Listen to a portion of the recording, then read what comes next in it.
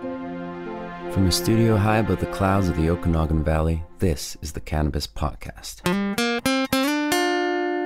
Exploring the world of Canadian cannabis culture, one toke at a time.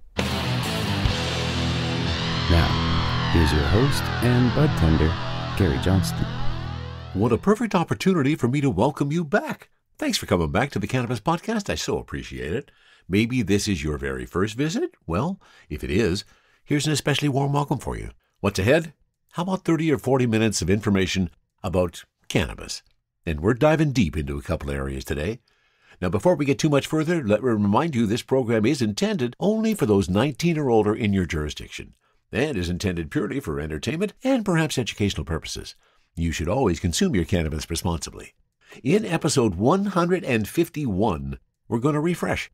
At the core of everything that involves cannabis in humans is our internal system designed to keep our bodies in a state of homeostasis, the endocannabinoid system, or the ECS. We're going to revisit the ECS today in some depth. Plus, someone got caught paying for shelf space in Canada.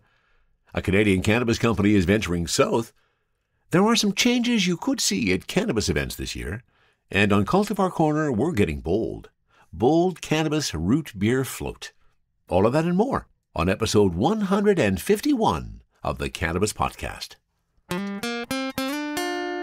And let me, of course, thank you for being a listener of the Cannabis Podcast. I so appreciate the fact that you're here, just like I appreciate my supporters, like Jordana, Keith, and Jordan at buymeacoffee.com/cannabispodcast. If you feel so inclined and you like what you hear, you can go there too and buy me a doobie, just like Tony did after the last episode. And also at Patreon, let me thank Tony, Roger, Rob, Gage, and Lloyd for being Patreons. I truly appreciate your support. And I also want to send out a shout out to Ian Power. You may remember Ian Power, of course. He was the first Canadian to buy cannabis in Newfoundland on October 17, 2018. Ian, in fact, was our very first guest on the Cannabis Podcast in episode number 1. Well, Ian posted something this week which made me take note. April 20th is coming up, of course, this Saturday. That's 420 Day, the biggest day of the year for cannabis proponents. And guess what? As Ian pointed out, this year, 4/20/2024 is a palindrome. So it'll go either way, 4/20/24, 4/20/24, front or backwards. Thanks for pointing that out, Ian. I truly appreciate that. And as another chuckle with Ian, he posted something else as well where he found himself as being an answer in a trivia contest. That's what happens when you're the first to do something in this country. Thanks for pointing out the palindrome, Ian. I truly appreciate it, and I hope you were doing well. And let me be the very first to wish you a happy 420 this year. I know it may be a few days early, but the next episode will actually be a day late. I know down in Penticton, Cannabis Cottage is excited about 420. They are opening their picnic space for some consumption on 420. Going to be a big party. And if you know of anything else that's happening on 420, send me a note to info@cannabispodcast.com. Now, the next episode publishes the day after 420, but if you give me some ideas of some things that are going on in the Okanagan, I might just spend that 420 day popping around from event to event and give you a report afterwards. If you do have anything, send it to info@cannabispodcast.com. And now, let's get to our first story of the day. Ever since we started doing this podcast almost 6 years ago now, we have been talking about a component in each of our bodies that none of us knew even existed, the endocannabinoid system. There literally is a series of receptors and molecules inside our body which we interact with cannabis. And now, what is the endocannabinoid system? Part 1. Discovered by scientists in the early 1990s, the endocannabinoid system is responsible for regulating many basic functions throughout the body, including mood, appetite, and memory. The system can be activated by cannabinoids that are naturally created by the body, endocannabinoids, and those found in the cannabis plant, phytocannabinoids, which, as you might have guessed, is where it got its name. Endo means internal, and phyto means plant. Cannabinoid receptors were discovered because researchers were trying to understand how phytocannabinoids like THC interact with the body. They were named cannabinoid receptors after the main chemicals that affect them, cannabinoids. Scientists later discovered that the body produces very similar molecules that fit the same receptors. They were named endocannabinoids. Among the functions regulated by the endocannabinoid system, the ECS, are memory, appetite, body temperature, the immune system, sleep, pain, and the female reproductive system. By regulating these functions, the ECS is believed to help maintain balance or homeostasis in the body. In fact, the ECS has even been called a master regulator of homeostasis. In order to understand what the ECS is, it's helpful to imagine the process of how it works. Take pain, for example. Let's imagine a woman named Emma is jogging with her dog in the park. She trips on a rock and twists her ankle. Emma immediately feels pain, which is a reaction to the impact of hitting the ground. Once the fall is over, however, the immediate pain no longer necessary, so the central nervous system, the CNS, recruits enzymes to slow down and stop the pain signals. These enzymes then create special molecules called endocannabinoids, primarily anandamide and 2-AG, to get the job done. Anandamide, commonly referred to as the bliss molecule. Anandamide plays a key role in the regulation of mood, reward response, and emotion. Low anandamide levels are linked to depression, anxiety, and schizophrenia. Interestingly, many of the prescription medications used to treat pain and depression may be associated with increased levels of anandamide. 2-AG. Research shows that one of the main functions of 2-AG is reducing inflammation while regulating other essential functions of the immune system. Like anandamide, 2-AG is involved in the regulation of mood, emotion, and pain reception, while also playing a role in memory, reproductive health, and sleep cycle regulation. These endocannabinoids are known as lipid signals, which activate specific cellular receptors, kind of like a key that only opens a certain type of lock. These locks are actually receptors that sit on the cells throughout the body.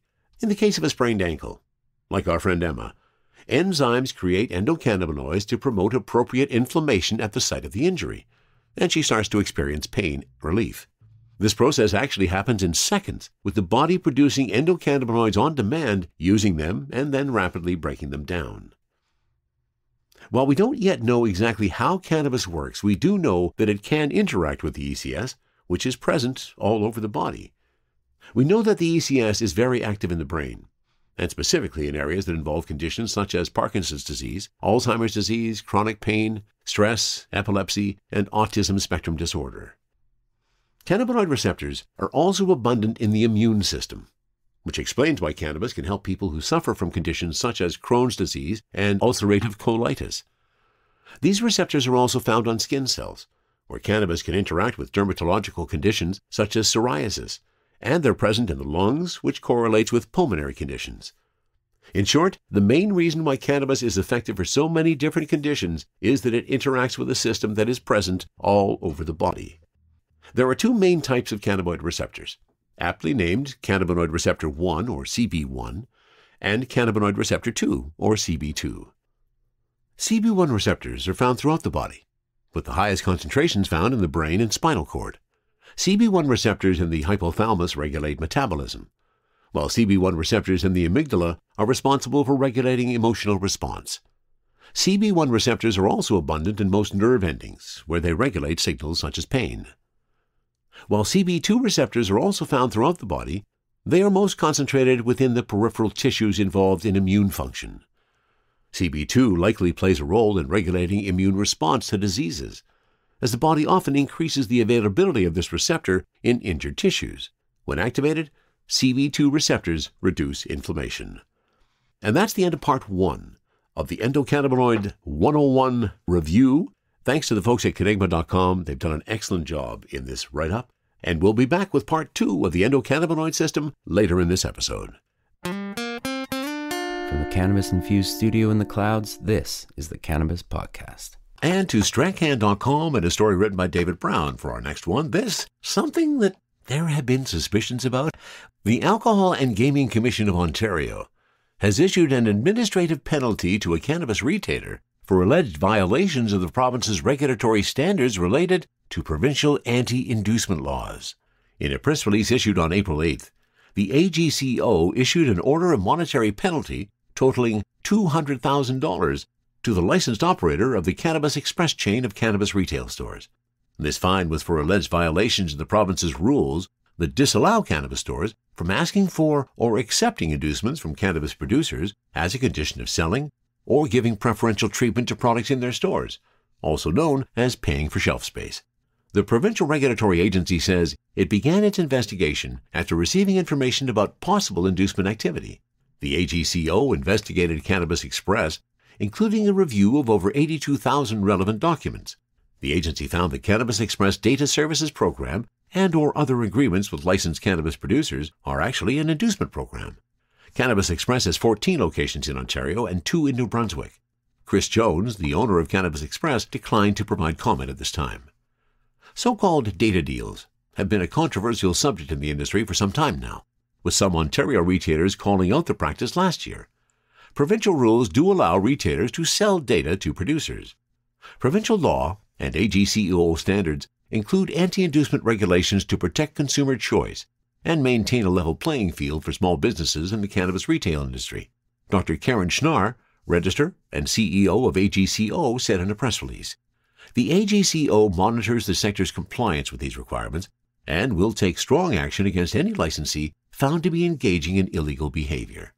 A media representative for the AGCO declined to say if they were investigating any other companies for such activities, but says they continuously monitor all licensed cannabis retail operators for compliance with the CLA and standards. The AGCO alleges that it found that Cannabis Express was repeatedly seeking to secure agreements with more than a dozen cannabis producers over the course of more than 2 years. These agreements allegedly offer preferential treatment in exchange for a percentage of product sales. The AGCO says the retailer refused to stock one cannabis producer's product unless the producer agreed to enter into one of these prohibited inducement agreements while promoting the sale of cannabis products from producers who entered into such inducement deals. A licensed retailer served with an order of monetary penalty by the AGCO has the right to appeal the registrar's action to the License Appeal Tribunal, an adjudicative tribunal independent of the AGCO and part of Tribunals Ontario. Some publicly traded companies report sales of their own data programs. Ontario rules do allow retailers to sell data to producers, allowing them to better understand product sales trends. So there you go. Someone got caught inducing to get shelf space in a cannabis store. It might not be something you want to do in the cannabis industry unless you want to pay a big heaping fine. THC, CBD, terpene profiles, what's in me? Oh, please explain to me.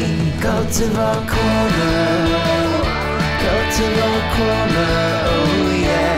Cultivar Corner, please explain this stuff to me. And here we are once again at Cultivar Corner. It's always a bit of a challenge for me to figure out what I'm going to do on Cultivar Corner. Sometimes it's obvious. I try some weed and think, oh yeah, that's got to be featured. And other times, I look back and think, what has been really, really popular? And I have to say that this particular one we're doing today has been really, really popular since it first came out. This is from Bold Cannabis, Bold Craft Cannabis, in fact.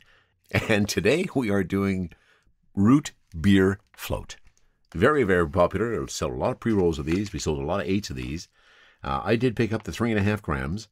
And my THC, and this was what was so interesting about Bold Root Beer Float. Right from the moment they first arrived on the scene, their THCs were always high, 31.3% for flower, and my total terp sitting at 3.54. So that's what we're doing today. Let's rip open the package and see what we got.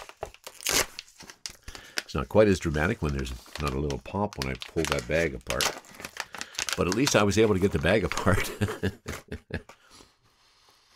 Oh, yeah. Nice. Oh, that's really got some interesting aromas in there. Nice buds on that. Let's pull up the description of Bold Root Beer Float from the folks at Bold. See, I'm getting a bit of vanilla, and that makes sense. Let's take a peek at what these buds are.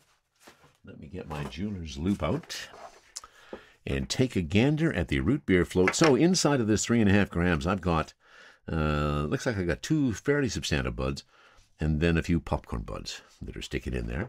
Let's take a peek in this guy. This is my big one. There's a bit of oh yes, there are. There's some nice trichome fields in there. Let's break this up and see what kind of stickiness we got here. So this, in terms of the flower, it's kind of a light green, a muted green is kind of the phrasing I would use. And as I pull those buds apart, yeah, there's some sticky to them, which is always nice. We like sticky in our cannabis. I apologize if you hear some noise in the background today. There are workers at the house next door, and they're replacing every single window in that house next door. And that means that there has been a bit of sawing and a bit of hammering, and my apologies if any of that should tear through the concrete and find its way into my studio. I've been looking forward to trying this one, again, primarily because it was really, really popular. There were a lot of people who picked this up once, and they came back multiple times to pick up some more of the root beer float. And that's always intriguing. That always tells me that if you're coming back to get something you already bought, you got a pretty good buzz off of it. And you're pretty hopeful that it's going to do the same thing for you again. And now from the boldgrowth.ca website, here is the description of root beer float, an indica dominant. Root beer float is a rare indica dominant strain created through crossing XXXOG and vanilla kush, which makes sense because I'm getting a bit of vanilla notes in that. Enter into a sweet, hazy, earthy bliss with hints of lemon and pine aroma. Enjoy the classic root beer flavor combined with frothy vanilla notes. Now, it'll be interesting to me whether we get any of that root beer flavor. Definitely some piney notes in there. And some lemon. Again, with the terps at 3.54, I was expecting it to be a lot more abundant in the aroma, so that's not necessarily disappointing, but perhaps not what I was expecting. So here is the rest of the description from Root Beer Float Indica Dominant. Enter into a sweet, hazy, earthy bliss with hints of lemon and pine aroma. Enjoy the classic root beer flavor combined with frothy vanilla notes. Your visuals are fluffy forest green buds with creamy vanilla trichomes accented with rich amber pistils. Your aroma is sweet with light herbal notes, earthy with overtones of citrus and a hint of pine. Your numbers, 31 to 37% THC, and your dominant terpenes, limonene, myrcene, and linalool. 3.5 gram format, and my THC on the bag is at 31.3.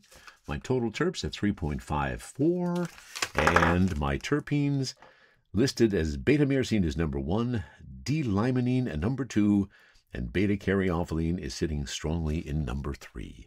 So I'm thinking some of the earthy tones from that myrcene in there. And I got the joint ready. Let's see what happens with Bold Root Beer Float.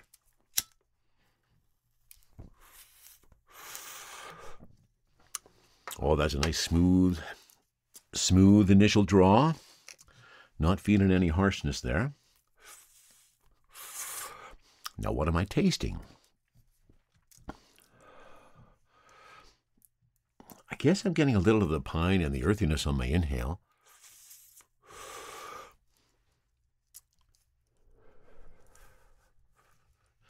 And we got a bit of that citrus on the exhale. It's a pleasant taste, and my Air Max is now up to speed. So a couple hits off the joint. I'm starting to get a little bit of a buzz too. And let's move to the Air Max.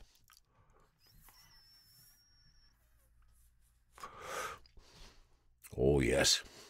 Oh, so much more of those flavors. So there's some more of those earthy notes. Some of that citrus, some of that pine. And those light herbal notes all coming out when you put it in the vaporizer. The thing with the Air Max that I always have to remember is that I have to make sure that my weed is not terribly crushed inside their little bowl, or it's really hard to draw. It looks like I've done a good job today. It's a nice even pull. So it's one of the things that I am astounded by after the fact that we started this podcast a month after legalization in December of 2018. And since 2018 to now 2024, we have seen our THCs just continually rise. Back in the days we first started, our THC, our high THCs were sitting at a 20, 21, 22. And now this has been consistently, every batch that I have seen of this stuff for the last number of months has been in the high, well, not in the high 30s, but over 30. 31.3% THC.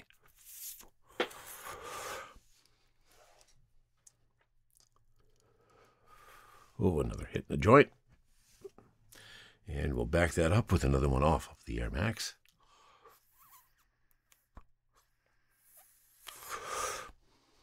Oh, just so much more taste.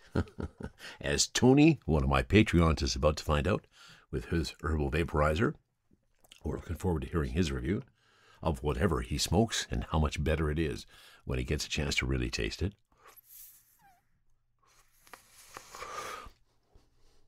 Oh, I put the right amount in the bowl this time. Nice, even draw. I'm really enjoying that. Oh, and here come the happy eyes.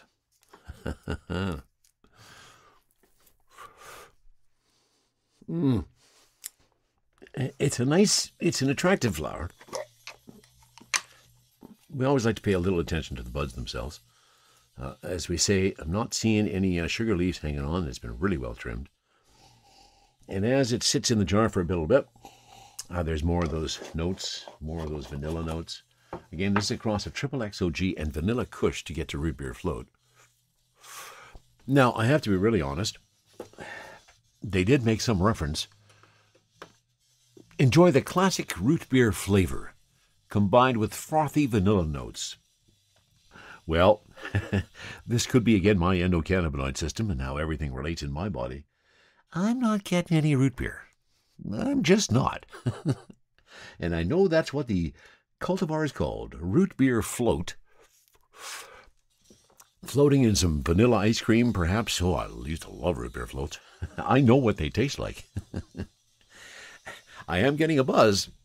Very much getting a buzz. Oh, my happy eyes are just... Oh... This is climbing through my endocannabinoid system. Now my happy eyes are really strong, which is a really good sign for me. Again, I apologize for the noise that I'm hearing in the background. Sounds like they got some saws going now. I will put a little noise reduction in there if I can, but my apologies if some of that comes through in the end result. But I'll know what's coming through in my end result, and that is how high I am off of this root beer float. Okay, yeah, now I'm really getting high. This is working really, really well. I'm quite enjoying the end result of the bold root beer float. It may not taste like root beer, but again, that couldn't be my endocannabinoid system. We talked about it before. The notes that come through are not necessarily what everybody else is picking up. But the endocannabinoid result, definitely there.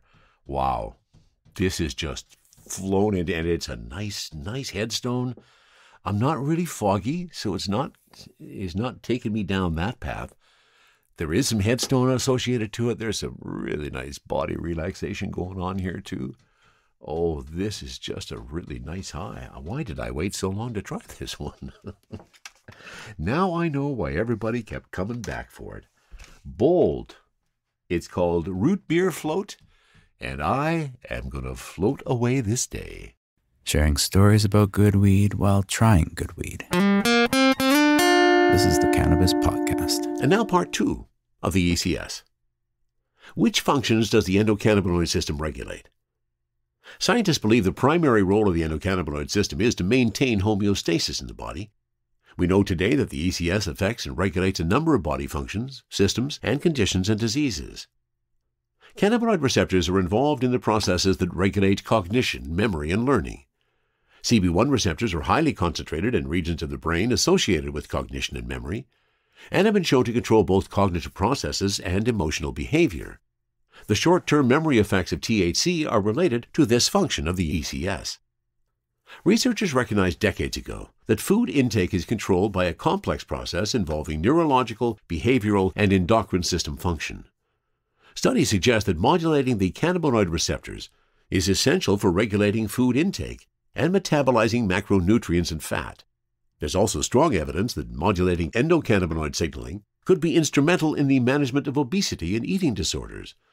Anyone who has ever experienced insatiable munchies is familiar with the ECS's role in appetite. The body maintains a core temperature in the face of a varying external environmental with the help of the sympathetic nervous system, adjusting heart rate and vasoconstriction to help the body adjust and maintain internal balance. In addition, the body sometimes intentionally raises its core temperature to fight infection, with the endocannabinoid system playing a role. THC is well known to reduce body temperature, and a common side effect of using cannabis is feeling cold. Researchers believe endocannabinoid messengers can have both an inhibitory and a stimulatory effect on the immune system by interacting with CB2 receptors.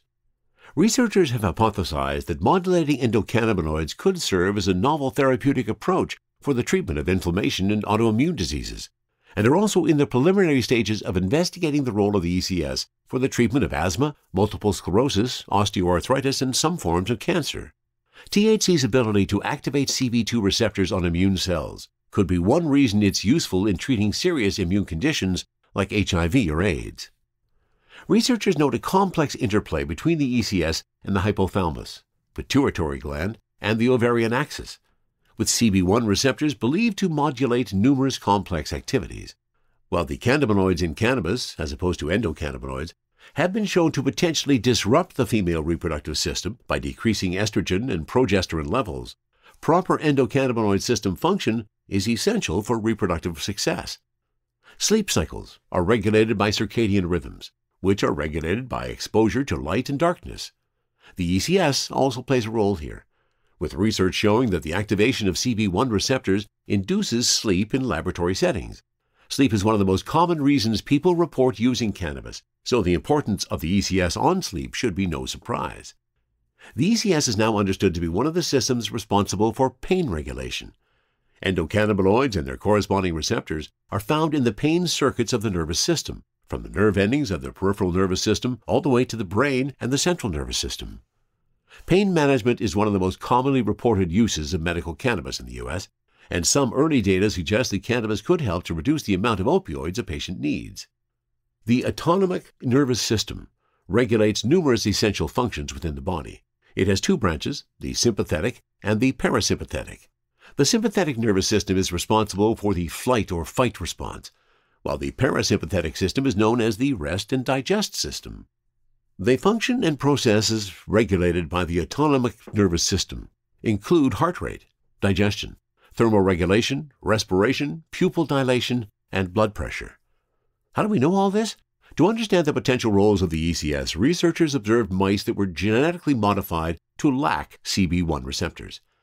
They noticed that the mice displayed issues with learning and memory, reward and addiction, pain, neuroinflammation and degeneration, metabolism and food intake, bone mass, and more, leading to the discovery that CB1 receptors regulate these functions. The same process was repeated with CB2 receptors, and researchers learned of its involvement in several conditions, such as autoimmune inflammatory diseases, chronic pain, alcohol and nicotine addiction, stress responses, and more. Research on the ECS in cannabis is fairly young. The first cannabinoid receptor, CB1, was discovered in 1988 by an American research team at St. Louis University, and the first endocannabinoid, anandamide, was discovered in Israel only 4 years later by Bill Devane, Lou Mirhanis, and Raphael Mechaloum. To top it all off, cannabis was completely prohibited for decades, making it inaccessible as a treatment. That means most of the early evidence of its medical uses was based on anecdotal evidence from people who were technically breaking the law. Even still today, researching this plant is exceptionally cumbersome, requiring special approval from multiple federal agencies. There are hundreds of different types of molecules in any given cannabis plant. Considering there are thousands of cannabis strains and chemobars, each with its own unique chemical profile, the possible combinations and ratios are endless. In contrast, most pharmaceutical medications have one or at most a few active compounds. Therein lies the challenge researchers face when trying to understand how cannabis interacts with the ECS. Instead of being able to study the effects of one compound on one receptor, in order to fully understand how cannabis works, scientists must examine thousands of different combinations of compounds and receptors. This is partly why doctors and scientists don't yet know which or what kind of cannabis strains best treat specific medical conditions or symptoms. Patients seeking cannabis treatment must often undergo a lot of trial and error before finding a strain that gives them relief. Researchers are hard at work trying to find anomalies in the expression of the ECS in patients suffering from different conditions in order to understand if and how cannabis could help. One of the leading researchers in the field of cannabis therapeutics, Dr. Ethan Russo, has found preliminary evidence of endocannabinoid dysregulation in patients suffering from fibromyalgia, migraines, IBS, ASD, multiple sclerosis, diabetic neuropathy, PTSD, recurrent miscarriages, and bipolar disorders. Among the problems still facing medical cannabis researchers is how to match cannabis chemobars, or even individual cannabinoids or combinations thereof, with specific illnesses and patients who might benefit from them.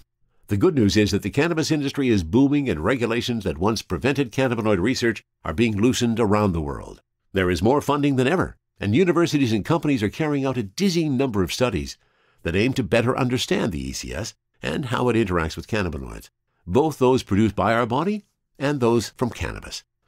And that is the end of part 2, an excellent review and overview of the endocannabinoid system. And thanks to Canigma.com, and I hope you're smarter now. Exploring the world of Canadian cannabis culture, one toke at a time. This is the Cannabis Podcast. Inspiration for today's stories coming from Tenzo Super Sativa. 14 grams of some citrusy delight. Get me ready for the episode. And for this story, we are going to mjbizdaily.com. And this is a story written by staff. Organigram Holdings has dipped into a strategic investment pool to pick up a minority stake in Roxborough, North Carolina-based Open Book Extracts as part of its plan to target emerging cannabis markets in the United States and elsewhere. Late last year, British American Tobacco injected $124 million into Organigram, the majority of which it pledged for its strategic investment pool named Jupiter. We are extremely excited to make our first Jupiter pool investment in Open Book Extracts, a company that we've had on our radar for quite some time, said Paolo De Luca, Organigram's chief strategy officer, in a statement. Organigram's investment for a minority position in Open Book Extracts amounts to $2 million in the form of a convertible note, according to a news release. The company said the investment will help the North Carolina business commercialize hemp-derived products in the U.S. over time. They said the strategic rationale included expanding Organigram's footprint in the U.S., which is a strategic priority per the Jupiter strategy. Open Book Extracts is growing quickly and is ready to tap the expanding legal hemp derivatives market. Organigram expects to gain insight into the U.S. market and its consumers. The two companies said they're discussing how Open Book Extracts could serve as a research partner for efficacy testing, technology development, and formulation sciences. Open Book Extracts is nearing completion of its EU GMP certification. Separately, Organigram said it has entered into an underwriting agreement with ATB Securities as lead underwriter to sell 7,740,000 units at a price of $3.23 per unit for gross proceeds of approximately $25 million. The New Brunswick-based company expects to use the proceeds to fund growth initiatives and for general corporate purposes. Each unit will consist of one common share and 1/2 of one share purchase warrant. Each warrant will be exercisable to acquire one common share for a period of 4 years after the closing date at an exercise price of $3.65 per warrant share. Well, there you go. Some good news in the Canadian cannabis market as Organigram looks to the United States, and we hope they have great success with their plan in the future. And our next story is from stratcan.com, and this was contributed. I don't see an author on this one. Yes, it's contributed. If you walk into a cannabis-focused event today, it might not look or smell like the massive conferences that sprouted up soon after legalization in the late 2010s. In fact, you might not be stepping into conference rooms at all. From summer camp getaways to outdoor fairs featuring spikeball tournaments and consumption lounges, cannabis events in Canada have taken a sharp turn from the frothy and shoulder-to-shoulder conferences held in massive conference centers. With contraction and reduced spending also seeping into LP budgets, events aren't as bustling as they used to be. At the Grow Up Conference and Expo in cities such as Toronto and Edmonton, audience sizes have dwindled to 1/3 of what they used to be pre-pandemic. A sprawling conference known to connect cannabis growers with B2B businesses and producers, these events have also lowered prices year after year for booths, says Randy Rowe, founder and CEO of Grow Up. First, the pandemic killed our momentum, he says in an interview. Then later we saw brands realize there was so much cannabis supply and not enough POs, and they slashed their budgets, meaning they didn't come to as many shows as they did before. To cite one provincial example, Ontario LPs have endured an 18% decline in revenue since 2019. At Grow Up events, who is behind each booth has also changed over the past 5 years, says Rowe. Until 2020, most exhibitors were ancillary businesses such as CRM and fertilizer companies. But now, brands have joined the fray. We want growers to meet dispensaries and to meet brands too, notes Rowe. And I remember a cool story that happened at our events, where a BC grower met a brand who ended up buying 2 kilos of his cannabis right on the spot. All Grow Up events offer an indulgence that you wouldn't have seen in 2019. Age-gated outdoor consumption lounges that don't serve alcohol. That kind of space is also a key facet of Kind Magazine's summer and winter fairs, known as elevated cannabis events, which feature more experiential activations than what is usually seen at major events such as the Lift Expo. At the Toronto Kind Summer and Winter Fairs in 2023, taking over a parking lot in downtown Toronto, more than 45,000 attendees walked through the doors, largely a mix of bud tenders, brand owners, and attendees, says Nicole Wolfe, Chief Experience Officer at Kind Media and Events. Wolfe says our events are focused on the experiential. You won't see us use a typical convention center. Instead, we try to elevate the experience to build out thematic opportunities for brands. And we encourage our partners to think through how they can come to life beyond a booth and chairs. She adds how the Kind Fairs, which are coming to Vancouver on April 11th, took inspiration from music festivals where brand partners have the ability to build awareness and loyalty with the consumer base they're looking for. Spikeball tournaments, basketball courts, DJs, food trucks, and glass-blowing demos are part of that casual, fun-oriented nuance of the Kind Fairs that Wolfe says is a key differentiator and evolution from what cannabis consumers typically see in an event. What also marks Kind events as an outlier from past cannabis events are educational cannabis samples available for those in the industry, not everyday attendees, and more trade shows offer that kind of sampling, such as grow-up events. Rowe notes brands want ROI on having a presence at events, and giving away samples to potential clients is a part of that. Imagine going to a car dealer and never having a test drive of the car you want to buy. Other cannabis events want to stay as far away as possible from conference buildings and booths.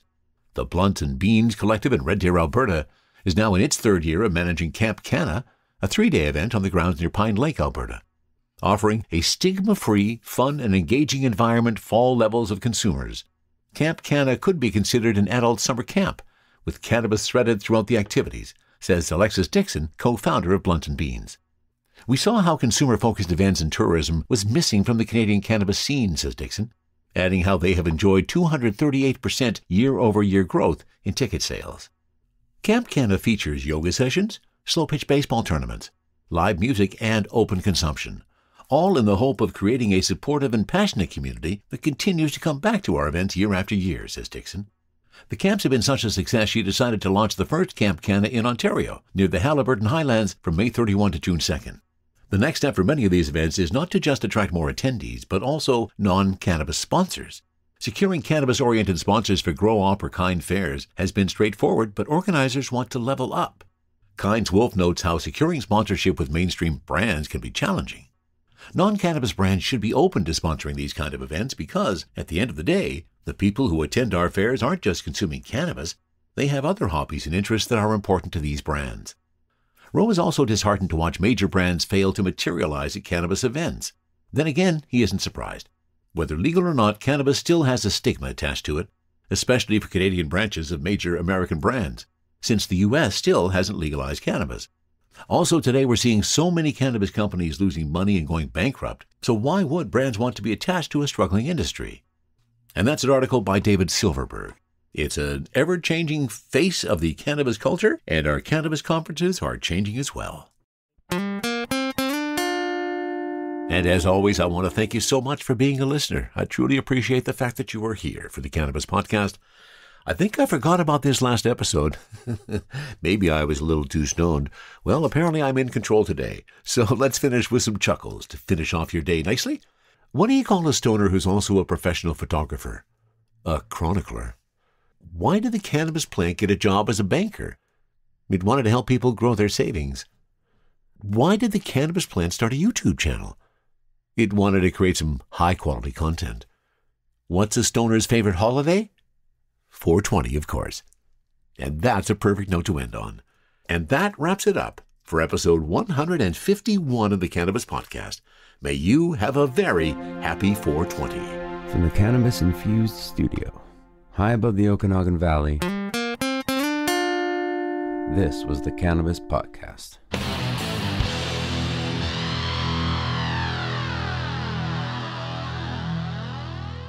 Thanks for listening to today's show. To check out more great cannabis podcasts, go to podconnects.com. Here's a preview of one of our other shows. Infused, a cannabis talk show, is a one-of-a-kind look inside the cannabis industry. Meet the amazing people who make cannabis businesses bloom as they join host Nick with Francesca and Mike for creative cannabis conversations. Get an honest look at the business of cannabis, including trends, best and worst practices, products, education, and advocacy. Whether you're canna curious or running a cannabiz, Infused has canna conversations that count. Infused is available on YouTube and is now streaming as part of the PodConnects network.